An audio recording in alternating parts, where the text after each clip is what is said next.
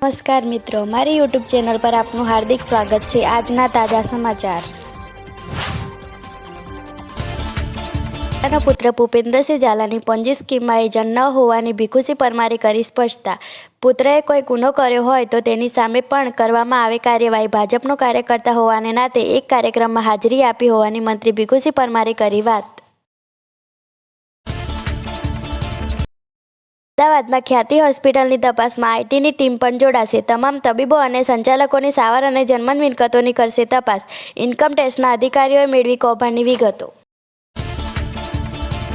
પ્રધાનમંત્રી જન આરોગ્ય યોજનામાંથી રાજ્યની 5 હોસ્પિટલને કરાઈ સસ્પેન્ડ। યોજનામાં ગેરરીતિ બદલ પાટણની 2, અમદાવાદ, અરવલ્લી અને દાહોદની 1 હોસ્પિટલ સસ્પેન્ડ કરાઈ। 50 લાખ રૂપિયા સુધીની પેનલ્ટી અપાઈ।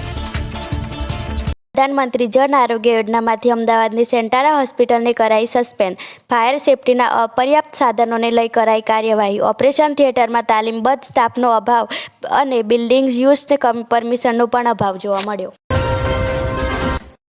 મિત્રો, અમારા ચેનલને લાઇક કરો, શેર કરો અને સબસ્ક્રાઇબ કરો। નગર ગાયક વિજય સુવાળા પર હુમલાનો પ્રયાસ, અડાલજ પોલીસ મથકે નોંધાવી ફરિયાદ। સૌરાષ્ટ્રના પાટીદારો પર આવ્યું મોટું સંકટ, સ્થિતિ બદલાતા આગેવાનોએ રાતોરાત બોલાવી બેઠક। સાળંગપુર જઈ રહ્યા હતા 5 મિત્રો, આ કારણે સર્જાયો સૌથી ભયાનક અકસ્માત, 2 મિત્રોને ભરખી ગયો કાળ। ભરૂચ હાંસોટમાં પૂર ઝડપે થઈ રહેલ કાર ધડાકાભેર વીજ પોલ સાથે ભટકાઈ, ચાલકને ઈજા। સુરતમાં દીકરીઓ અસલામત, ઉધનાની સોસાયટીમાં ઘૂસીને 2 દીકરીઓની સરેઆમ છેડતી ઘટના સીસીટીવીમાં કેદ થઈ। ભરૂચ આમોદ પોલીસે ગુનાહિત ઇતિહાસ ધરાવતા સિલગીકર ગેંગના ઇમસ પાસેથી શંકાસ્પદ ₹4.44 લાખ જપ્ત કર્યા। જેતપુરના હિસ્ટ્રી ટીચરની રાજકોટમાં પત્નીના પ્રેમીના હાથે હત્યા। અમદાવાદ શાહપુરમાં ખાસ મિત્ર સાથે બોલચાલી થતાં કરી મિત્રની હત્યા। 4 દિવસ પહેલા જ વિદેશથી આવ્યો હતો યુવક।